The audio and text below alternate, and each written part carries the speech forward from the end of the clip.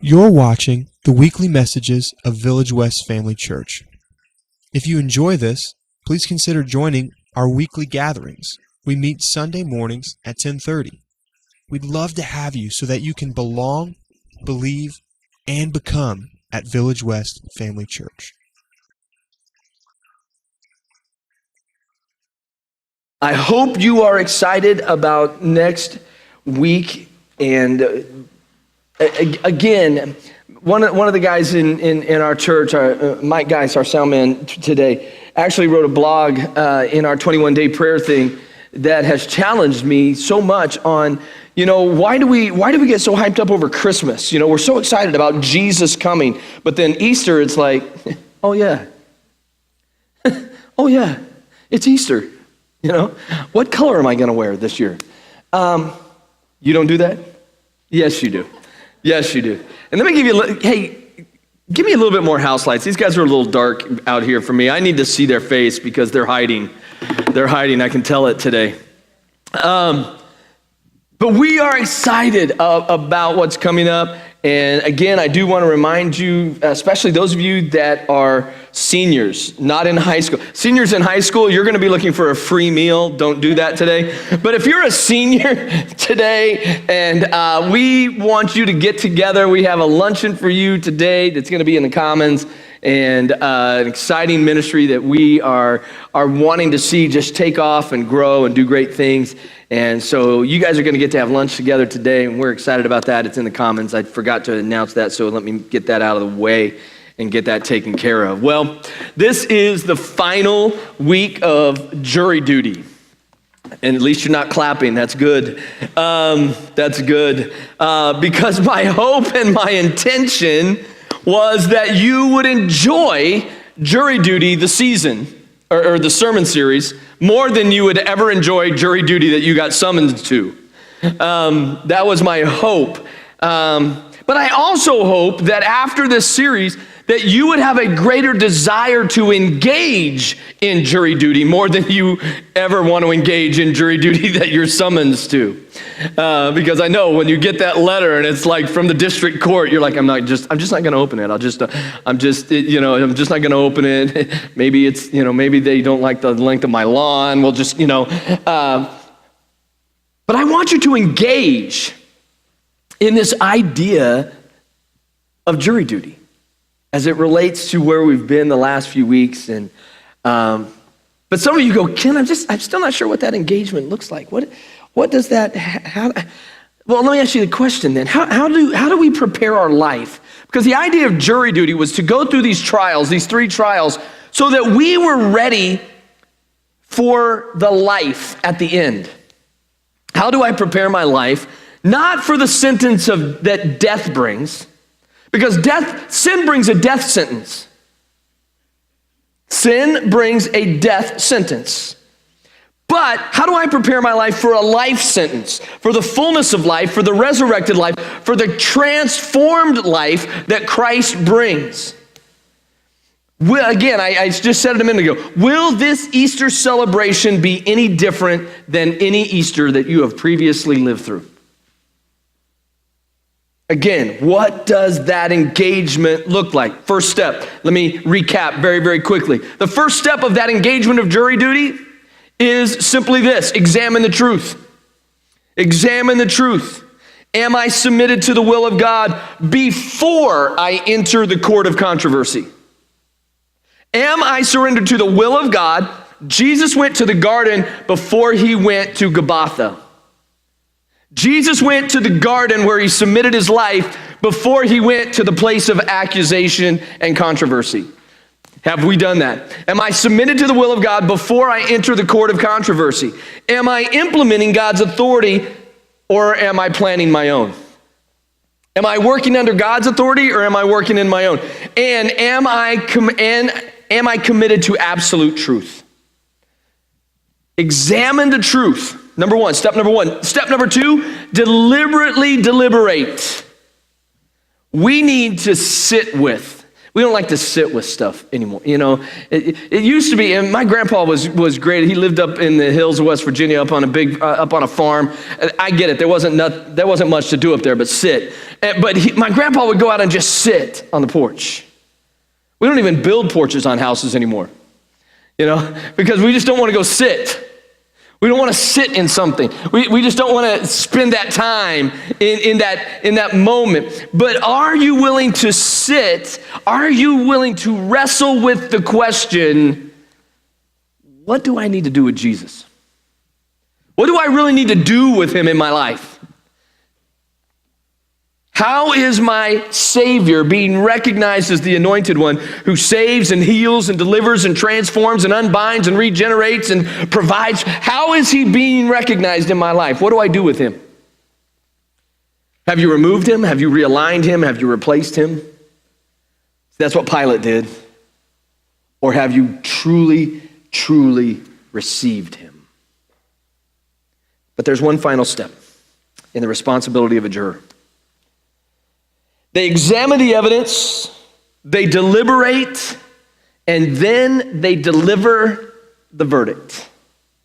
They deliver the verdict. The fact that most cable television companies have an actual channel devoted to crime and investigation should tell us something. It's one of my favorite. It is literally one of my favorite channels on TV. The fact that one of the most streamed Netflix shows was titled Making of a Murderer should tell us something. If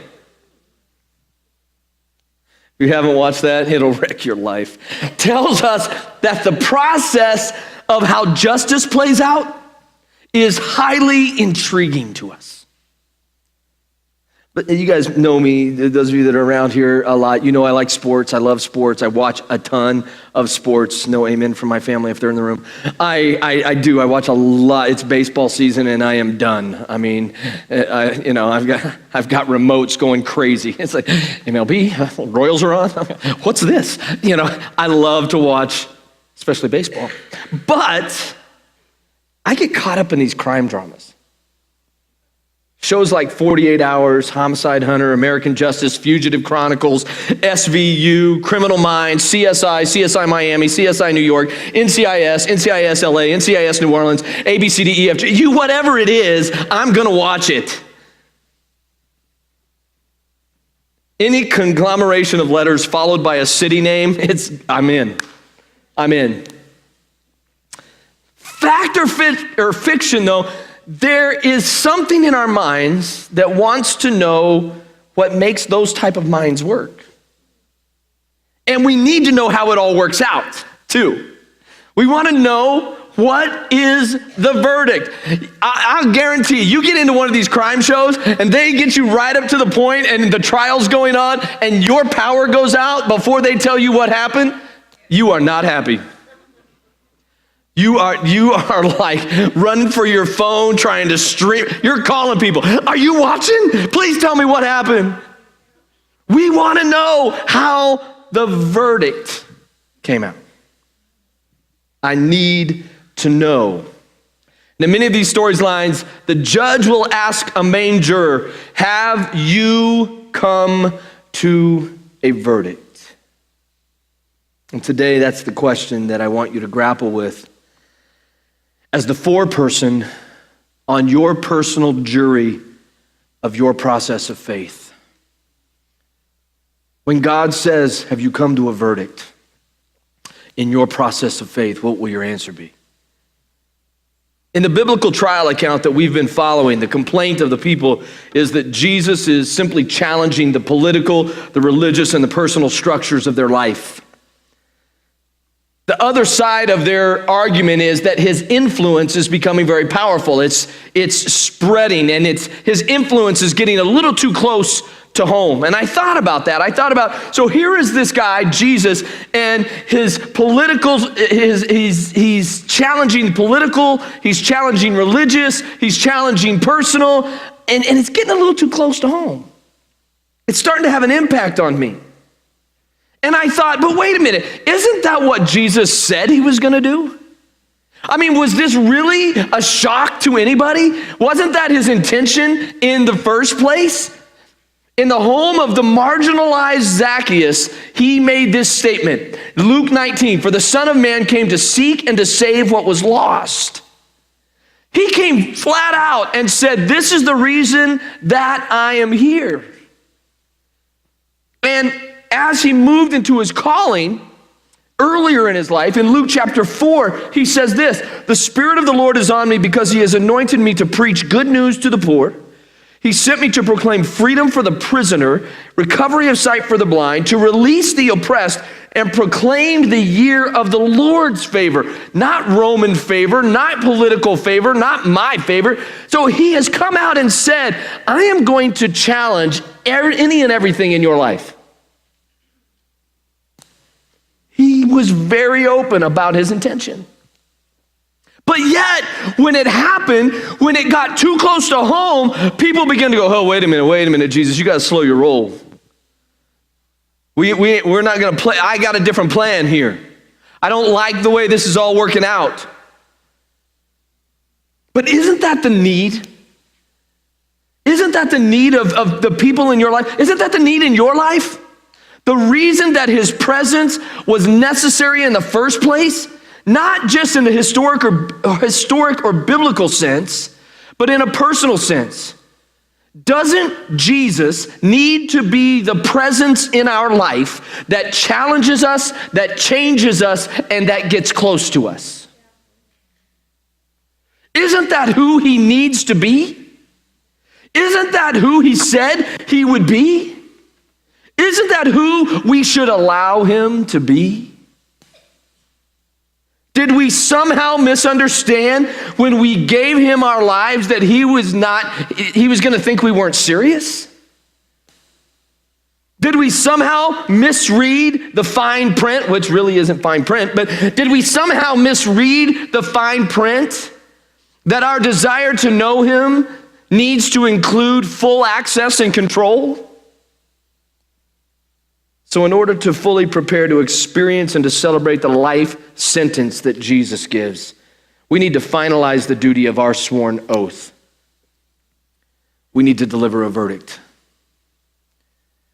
Today, you need to deliver a verdict to yourself and to the enemy.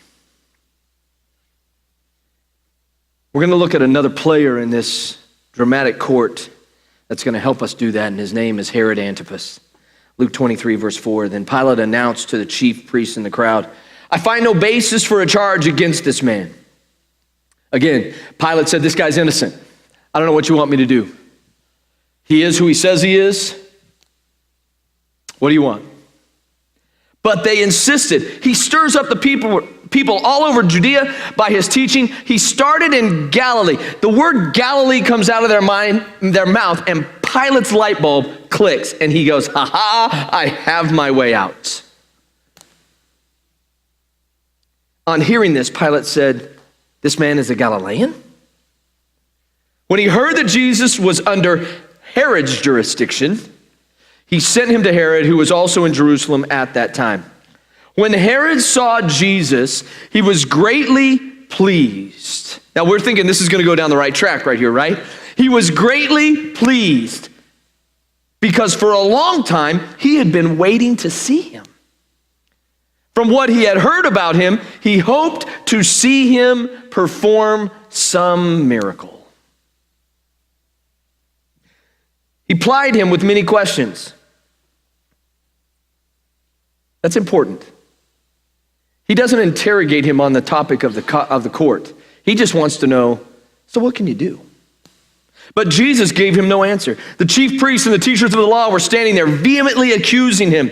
Then Herod and his soldiers ridiculed and mocked him, dressing him in an elegant robe, and they sent him back to Pilate. That day Herod and Pilate became friends. Before this, they had been enemies. See, if you don't demand a verdict, if you don't come to a point in a verdict, I'm almost guaranteeing you that you're going to make some friends that you really don't want to make. Herod Antipas comes from a family of Herods.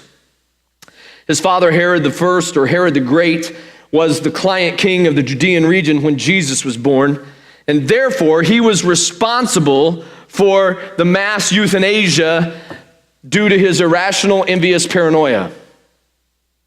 Herod Antipas is his son, and Herod Antipas has 3 brothers who at the death of their father literally divided the kingdom into 4, and they took over their own sections. His brothers were Herod Archelaus, Salome I, and Philip the Tetrarch. So here's what Scripture further tells us about Herod. You need to understand this guy, so let's take a minute and do this. First thing that we know about Herod is this. He has an affair with his brother's wife.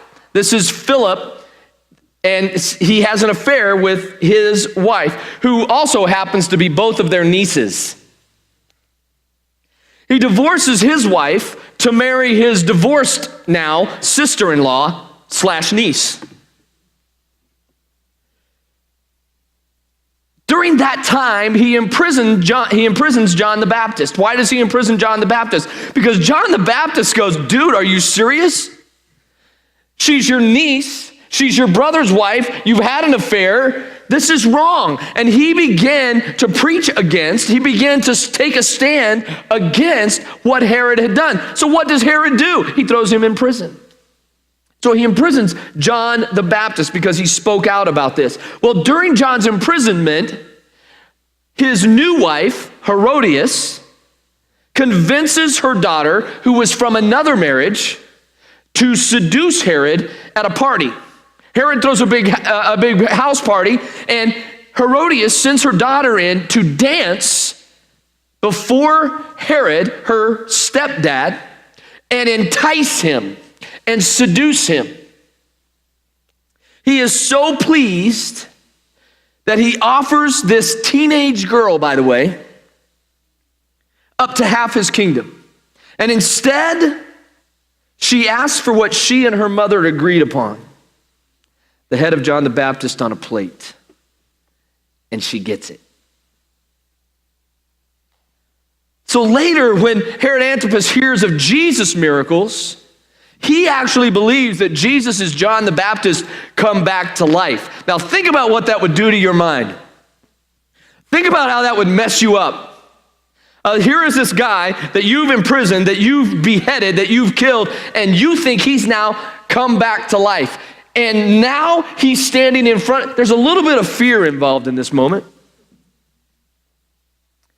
And there's a lot of intrigue. So Herod now stands face to face with Jesus. Face to face with the one who can give him the very thing that he needs most: forgiveness. Forgiveness. But that's not what Herod is looking for. That's not what Herod is interested in. He is asked to deliver the final verdict. Actually, Herod was the only one who probably could have given the final verdict. He was the top on the chart. He was the one who should have and could have said, this man deserves death, and here's how we're going to carry it out. But he refuses to deliver the verdict. He refuses because he is more interested in satisfying his own curiosity and his own ego-driven contempt of the man that stands before him. I'm going to warn you today, delivering the verdict is where life gets real. Coming to the point of what is the verdict, once you've looked at the truth, once you've wrestled with the question, what do I do with Jesus? When you come to the place where you truly deliver the verdict, it gets really, really real. Delivering the verdict is not just the statement that you make about what you believe. If I took a poll right now and said, how many of you believe in Jesus Christ? And you said, yes, I do. That's not the verdict. Making a statement that says, I believe in Jesus is not the final verdict of your life. Because a verdict is followed by consequences. A verdict is followed by consequences. And so like Herod, we can find ourselves taking a different view or an approach concerning Jesus. But I need you to remember something. And this is the point of today. Curiosity is not conviction. Curiosity is not conviction. The text said that Herod wanted to see Jesus simply because he was curious. From the stories that he had heard, he wanted Jesus to do some tricks, to perform a miracle. To Herod, Jesus was nothing more than the entertainment at a bar mitzvah. But he was also timid in his approach. Herod, unlike Caiaphas and Pilate, doesn't even deal with the accusations and charges leveled against Jesus. All the passage says is that he bombarded Jesus with questions. He plied him with questions. Many scholars believe that those questions were more about what Jesus could do to impress Herod than the facts and accusations of the case. That is one theory as to why the leaders were more vehement. It's interesting that Luke points out that the leaders, that the religious peoples got enraged at this point. They were standing in front of Herod screaming at him, "This is what he's done! This is what he's done!" Because, see, Herod wasn't paying attention to any of that. Herod couldn't care less. He was just a little bit curious. He just wanted to see what this man could do. What Herod doesn't understand is that Jesus is already on the collision course with the greatest miracle ever. To carry the entire weight of human sin and become the necessary payment that would set every prisoner of sin free and remove the finality and the sting and the victory of death. That, my friend, is a miracle. That is the miracle. Jesus had already explained this to the Pharisees in Matthew 16:4. It says, "Only an evil, adulterous generation would demand a miraculous sign. But the only sign I will give them is the sign of the prophet Jonah." They think, well, what does Jonah have to do with Jesus being crucified? Jonah spends 3 days in the belly of a whale and comes out. Jesus spends 3 days in a grave and comes out. Jesus is telling them already, you want to see me do something? You want to see me accomplish something for you? You want to see me do a trick? You want to see me do a miracle in your life? I've already done it. I've already done it. Yet here we stand on the other side of that miracle, and we are still asking the same thing. Do a trick for me, Jesus. Give me a miracle. Give me a sign. Give me some reason to believe you are who you said you are. What else do we need? Say, Ken, I need a healing. Ken, I need a job. Ken, I need more finances. Ken, I need a better marriage. I need peace. I need comfort. I need happiness. Then deliver a verdict. Deliver the verdict. Instead of making Jesus jump through your hoops and perform at your party.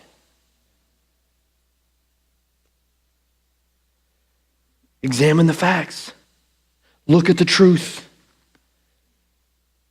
Deliberate where his place is in your life. What are you doing with him? And decide who he is and live in bold confidence and consequence. See, we have to deliver the verdict. Colossians 1:22 says, "But now, by giving himself completely at the cross, actually dying for you, Christ brought you over to God's side and put your lives together, whole and holy in his presence." Don't walk away from a gift like that. See, everything that we need is found in this moment, is found in this miracle, is found when Jesus Christ goes to the cross.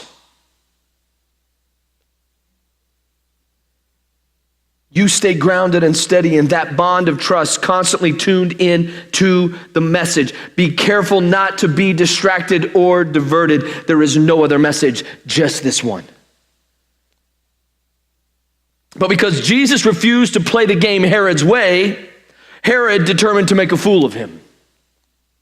He dressed him in what many scholars believe was the flashiest of Herod's fashions. Some scholars believe that the robe that they put on Jesus was a shiny white robe that probably had gold and silver thread sewn into it so that it shimmered, that it shined. That was the ego that Herod had. So that when he walked out into the sunlight would hit this particular robe and he would glow, he would be angelic, he was a deity. And many scholars believe this is the robe that Herod placed upon Jesus. You'd say, well, that was awful nice of him to give him his best. Herod is making the statement because, again, we know the condition of Jesus by the time he gets to Herod. He's been slapped, he's been spit on, it's still hanging in his hair. He's been beaten, he's been scourged. He is bloodied, he is bruised, he is swollen.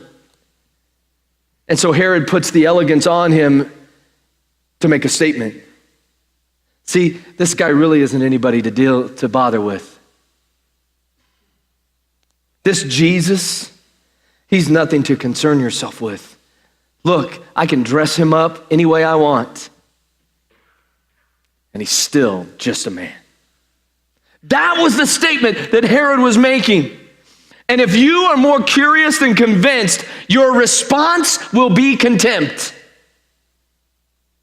If you are more curious about what Jesus will do for you and only what Jesus will do for you, at some point in your life, your verdict, your decision, your response will be contempt. You will dress him up in whatever fashion you need him to wear and come to the realization he's not all that. But he is. When we become so focused on what Jesus does, it gets easier and easier and easier to disregard him and to push him further and further and further back in our priorities. Just because I want God to do things doesn't mean that I'm convinced in who he is. Only through a life of submission, sacrifice, and service do I deliver the proper verdict of who Christ is in my life. So are you truly convinced today? Are you curious today, or are you truly convinced? And what are you convinced of? And what could you be convicted for? What are the convictions of your record of faith? See, this goes beyond just mentally knowing about faith and spirituality, or mentally knowing, oh yeah, there's a God. Oh, I went to Sunday school when I was a kid. I heard these stories about this guy. It was kind of cool. He did great things. It's far beyond that. In general, knowledge is related to thoughts that you think are true and can somehow explain or prove.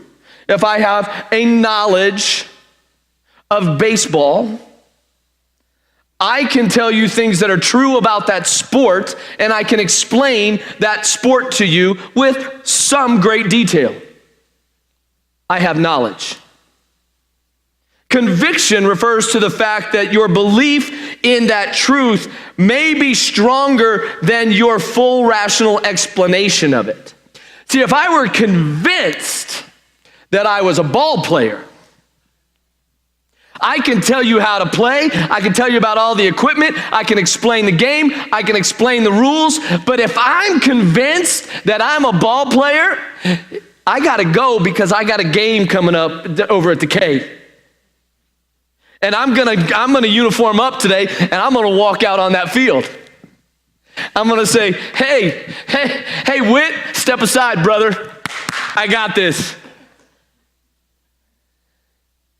Because I'm convinced. It's not rational sometimes. Case in point. Some of you are going to rush home and go, is he really going to go? I got to watch the game. I got to watch this guy make a complete fool of himself. It's not rational. And guess what? Sometimes looking at what Jesus does and who he is in our life, it's not rational, but I'm convinced. I'm fully convinced.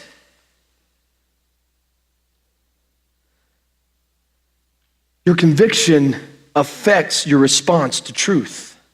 2 Timothy, yet I am not ashamed.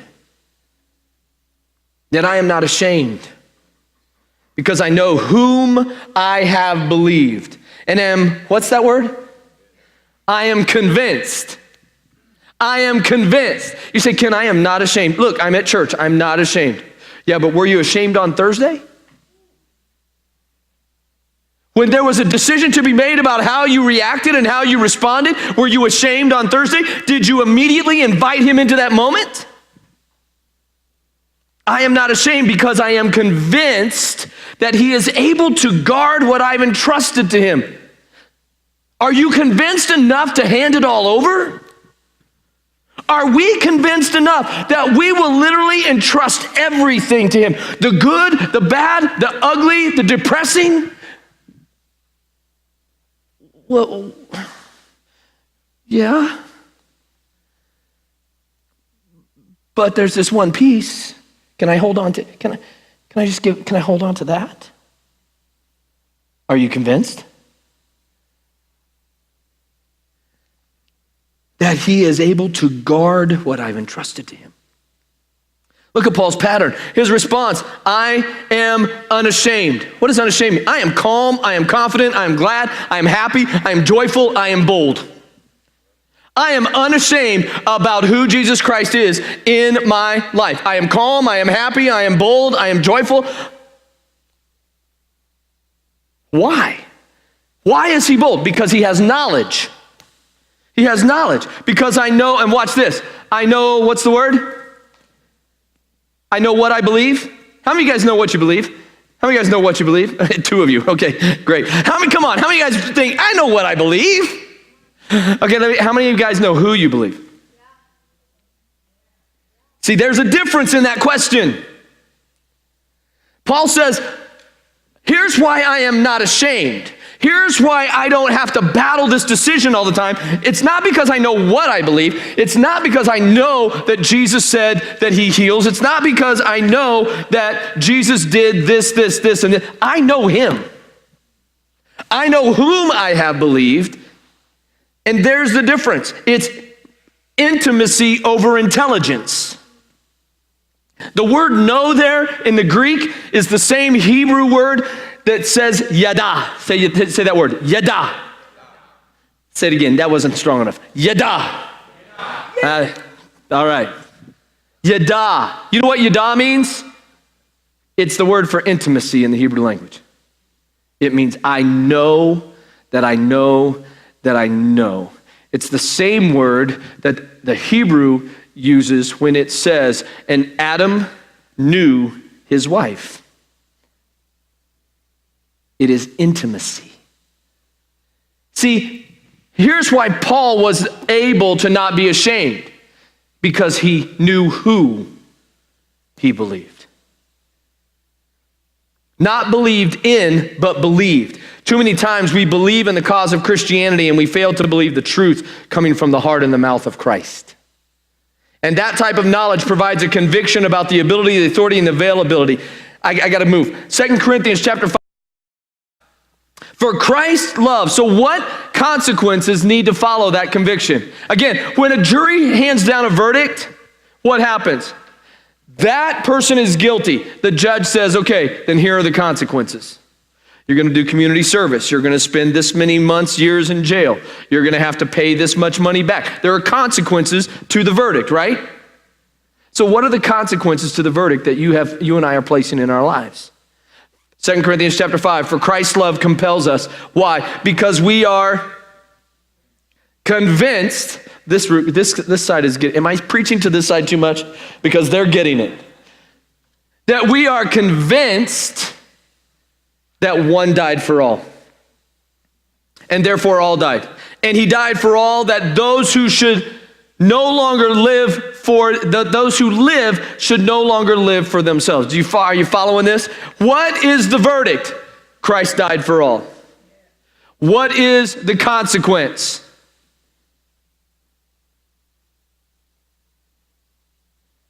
It's actually underlined there, guys. It's actually underlined. That we should no longer live for ourselves. We should no longer. My desires change. My decisions change. My directions change. My devotions change. Jesus Christ is not just an addition to my life. He's the reason of my life. He's not just an addition. He's the reason. You and I have been given a life sentence. I'm asked the team to come. Not a death sentence, not a sentence that causes me to sit incarcerated in the dysfunction and doubt of my life. Because the verdict is guilt, but the penalty has been immuted by Christ. Because the verdict is guilt and the penalty has been immuted, my sentence is life. Life that is abundant, life that is free, life that is full, life that is purposed, life that is accountable. But many do not choose to serve out their sentence. We appeal. We appeal. They choose to live a life that isn't fully committed to Christ because we want our own outcomes. God, I understand what my sentence is, but I'm going to appeal. Let's do it this way. But what happens when circumstances hit? When things don't go the way we want them to? When the enemy's plan to steal, kill, and destroy goes into full effect? 2 Timothy 3 says, but as for you, continue in what you have learned and have what? Become convinced of. See, that's the problem that many of us face today. That's the problem that faces this world. There are things that we know, and when the circumstance hits, we're not convinced. We're truly not convinced that Christ can handle it. We're truly not convinced that his blood covers my sin. We're truly not convinced that he heals and delivers. We're not convinced. We're curious.